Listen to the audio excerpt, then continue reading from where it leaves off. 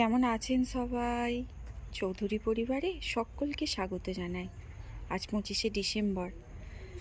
এই শুভ দিনে ছোট বড় সকলকে আমার শুভেচ্ছা জানিয়ে আজকের দিনটি শুরু করছি।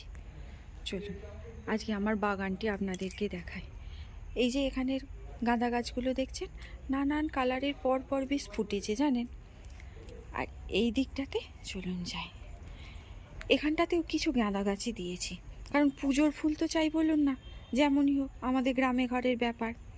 আর সব থেকে বড় কথা, এই যে দেখুন মাটিটা কুপিয়ে রেডি করে রেখেছি। আর এই যে লাল শাকগুলো দেখতে পাচ্ছেন, এইগুলো আজকে বসাবো। কেন জানেন? এদিকে কয়েকটি বিমস চারা বসিয়েছি।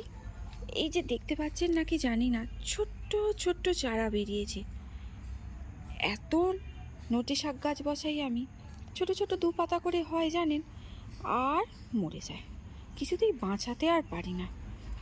ওই জন্য আজকে এইভাবে বসাবো, যে এরকম বড় বড় গাছগুলোকে নিয়ে নিয়েছি বাজার থেকে কিনে আনা। চলুন তাহলে বসাতে শুরু করি। এই যে অনেক সময় তো আমরা গাছের এই গোড়াগুলো এরকম কেটে শাকটা নিয়ে রান্না করে নিই, কিছুতেই হয় না বলে আমি তো একদম নতুন বাগানি, আমার থেকে অনেক পাকাপোক্ত আছেন, ওই জন্য এবারে একবারে এইরকম ডালগুলো বসিয়ে দেখব যে হয় নাকি। যদি হয় তাহলে আর দানা বসাবো না জানেন, এরকম একটু বসিয়ে দেবো। এবার এইগুলো যদি ধরে যায় তাহলে খুব ভালো হয়। চলুন একটু বসিয়ে নিই।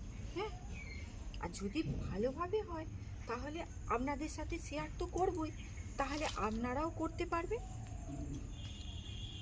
আমার মতো যারা নতুন বাগানি তাদের সুবিধেই হবে। চলুন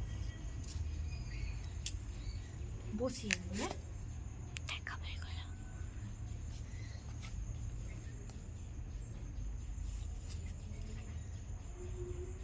এই একটা দুটো গর্ততে দুটো একটা করে ঢুকিয়ে দিই, যদি ধরে যায় তাহলেই ব্যাস।